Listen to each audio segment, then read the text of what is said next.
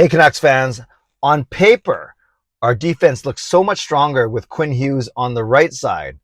The question is, will it actually happen? I'm Canuck Clay, and this is my Canucks take on one take.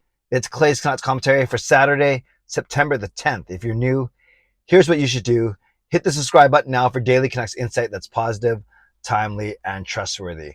Okay, I'm asking for your patience. Give me a minute or so to go through a couple things before I get to this actual topic. First off, shout out to Trevor. Trevor met my son Sean at a shindig last night. Yes, that's what old people call it, a shindig. And Trevor said he's a big fan of the channel. So shout out to you, Trevor. Thank you for watching all of these videos, and good job in recognizing Sean at the shindig.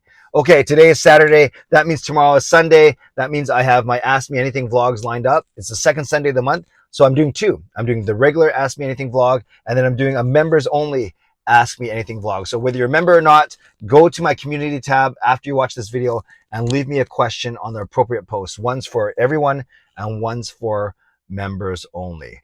Couple other things. Tomorrow, I am launching my live show, CCC Live. It's the usual, it's my usual YouTube live stream, but I'm moving to 5 nights a week. Also doubling as a podcast. Thanks to everyone who listened to my my episode that I just released on Friday. But Jacob, my son, put together my intro for me, the video intro. It is straight fire. Can I say that? It is straight fire. So make sure that at 10:30 tomorrow night, Sunday night, you are there and you are waiting for it, because you don't want to miss this 25-second intro. It is pretty sweet, and I can't wait. I tease that there's a surprise guest doing the voiceover as well. So make sure that you're there when I start 10:30 tomorrow night, but I'll remind you about that tomorrow as well. Finally, I'm finalizing my Canucks ticket list today and tomorrow, so I'll have that ready for distribution on Monday or so. Basically, I'll put a post up saying if you want me to send you the ticket list, send me your email address, and I will take care of that. Okay, that's a lot of stuff. Let's get to the topic at hand. And we've been talking about the defense a lot, you guys, because we know that with the additions of Kuzmenko, Mikheyev, Lazar, Dakota Joshua, the Canucks forwards, they're pretty good. And there's going to be a lot of competition, especially for the third and fourth line. And I'm actually going to talk about that during my debut of my show tomorrow night. But let's say the forwards, we're going to be fine. We should score more than last year. Also, our goaltenders should be fine. Demko is Demko, and Spencer Martin proved even stronger than Halak last year. So I'm not worried about the goaltending. Of course, everyone is worried about the defense, because the defense was not great last year, and they didn't make any significant changes to the D for this year. And then really the biggest change is Travis Hammong was out.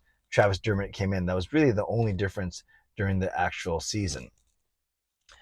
And Brad Hunt, in the offseason, Brad Hunt's the only guy that's gone. So what could the Canucks defense look like? And a lot of the consternation, a lot of the concern was about how strong we seemed on the left side and how weak we seemed on the right side. Even with a healthy Tucker Pullman, your right side looks like Tyler Myers, Tucker Pullman, Luke Shen, and Kyle Burrows. Where on the left side, you have Quinn Hughes, Oliver Ekman-Larsson, Travis Dermott, and the up-and-coming Jack Rathbone. And that's not even to mention Brady Keeper. That's not even to mention our newly signed, at least to a PTO veteran, Danny DeKeyser. So there's about 10 defensemen now that I'd say are going to be battling for spots. About 8 or 9 defensemen for sure.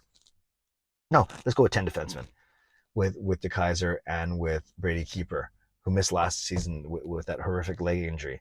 So when you line it up like that, I think we'd agree with OEL and Hughes, or I should say Hughes and OEL, our two best defensemen. We're stacked on the left side, especially we have high hopes for Jack Rathbone and Travis Dermott's there. Now, especially on the that's on the left side. On the right side, kind of a more, not as mobile, not as flashy, not as good, quite frankly, between Myers, Shen, and Pullman. So that was the worry, is our two best defensemen in Quinn Hughes and OEL, they'll both play on the same side. So everyone thought that the Canucks were going to really upgrade the right side of their defense, but because of the salary cap issues, because of the lack of really good players that are available on the right side of the D, the Canucks have not made any significant changes to the right side of the defense. So then Canucks fans got worried again and said, well, wasn't that the weakest part of this team? And then there's talk, okay, well, Travis Dermott could move to the right. Okay, that's fine, but is that a needle mover? And then about 2 weeks ago, there was talk that either OEL or Hughes can move to the right.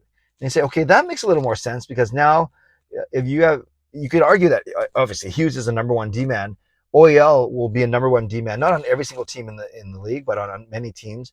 So why would you have your two number one D men playing one behind the other on the left side? And conventional wisdom would suggest that maybe OEL would make the move to the right because he's more of a veteran. He might understand it more. I don't know. And then Quinn Hughes, then you're not taking away from any of his strengths on the left.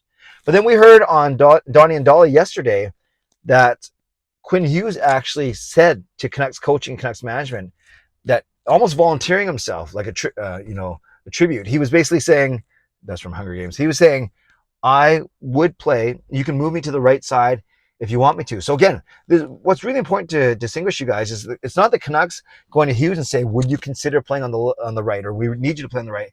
It was Hughes acknowledging probably the same thing that we've been talking about for the past 2 months, acknowledging the team's stronger on the left. Hughes is saying, I would go to the right side. Now, obviously, the benefits of this, he's such a good skater. He's such a strong hockey IQ. His edge work is great, passing, everything, the way he exit zones.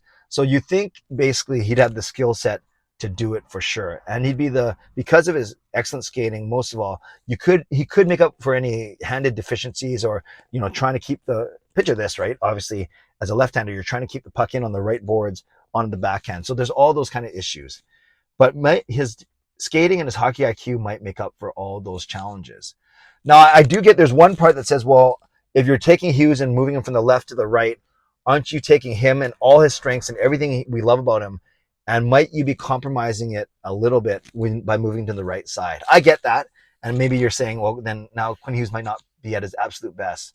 But I take an 80 or 90% Quinn Hughes on the right to make our team that much better. I really would. And therefore, you could, and this is where it gets interesting. So now you have a true number one pairing of OEL with Hughes on the right, as opposed to OEL and Myers or Hughes and Shen. Obviously, the weak link on both of those pairs is the right side. But then it's really interesting. So let's say that the Canucks do that. They go Oliver Ekman-Larsson and Quinn Hughes on the right side. I don't think they're weak defensively that way. OEL can still play a lot of good defense. Quinn Hughes' defensive game has really improved last season, and there's reports that he's come back bigger and stronger, or he has gotten bigger and stronger over the summer, which is awesome. But then what's really interesting is then how do you shape up your other two pairs? Now, in my head, maybe this is a kind of short-sightedness, I've always considered Tucker Poolman not starting the season. So in my head, I've had Dermott with Myers and then Rathbone and Shen. Again, Dermott with Myers and Rathbone and Shen. And in my head, Myers should be your second pairing guy, or at least you're paying him that way.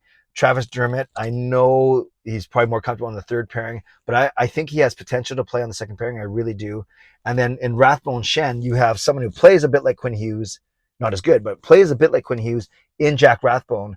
And because Luke Shen knows how to play with Quinn Hughes, conventional wisdom would say Luke Shen could also play with Jack Rathbone. So that in my head, I had, after OEL and Hughes, I have Dermott with Myers and then Rathbone with Shen.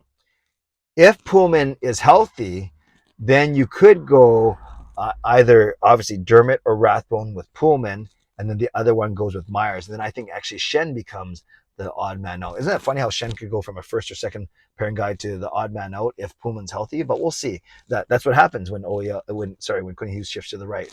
So if Poolman's in, I would actually put Poolman on the third pair. I would still actually go Dermott with I'd still go Dermott with Myers actually, and then I'd go Rathbone with Poolman as my third pairing. So that's kind of what I'm thinking of. I don't think, as much as I like Jack Rathbone, I don't think he's ready for second pairing minutes. So I think no matter what, if Hughes goes to the right side, you're looking at Travis Dermott as your second pairing left side guy. So Canucks fans, let me know what you think. Do you like the idea, in principle, of Quinn Hughes moving to the right side? Do you think he's skilled enough to do it? And do you agree with me that it doesn't make the Canucks defense perfect, but on paper, at least it makes them look a lot stronger, because then you can really load up a good top four. Well, I guess the biggest difference is Luke Shen drops out of that top four. If your top four is OEL with Hughes, and now Dermott with Myers. Some people would still say Travis Dermott is kind of the weak link there. But I'm willing to give it a shot and see how he can do. Of course, you can always put Dermot on the right, pair him with Rathbone, and then you have another pairing that's good at moving the puck around. And then if you do that, then I don't know who your second pairing left shot guy is. But a lot of combinations, a lot of permutations. My question to you basically is, could you see Quinn Hughes moving to the right? And do you think he could do a good job doing so? Let me know in the comments below. I'd love to know what you think. Don't forget to go to my community tab and leave me a question for any of my 2 Ask Me Anything vlogs tomorrow. And don't forget, 10:30 Sunday night, check out the brand new debut, brand new intro, brand new format of Clay's Canucks Commentary Live. And in the meantime, before that, check out my podcast where I did a 30-minute intro video, not video, 30-minute intro episode to myself and my fandom. Okay, lots there, but I hope you partake in all of it, and I hope to see you tomorrow night at 10:30 for sure. Shout out to my sponsors, Van City Experts Real Estate, and to Perform and Transform Personal Training and Weight Loss. Thank you, legendary Lucas Gates, legendary Justin Credible, legendary Andrew Chang, and to Hall of Fame and franchise members. And thanks to all of you for helping me create such a positive and creative Canucks community here on YouTube. Stay safe, stay healthy. Oh, by the way, if you made it this far in the video, 11 and a half minutes in, type in the word righty, because that's what we're talking about. Quinn Hughes on the right side, R-I-G-H-T-Y. I'm right-handed myself, but type in the word righty, and then I know that you made it to the end of this video. Subscribe if you like to, like this video if you like to, leave a tip, a super thanks if you like to, become a member or upgrade if you like to, and definitely leave a comment down below if you like to. Quinn Hughes playing on the right side. Do you like it or not? Stay safe, stay healthy, take care of yourselves, and take care of each other. Have a great day, friends. God bless, and go Canucks go.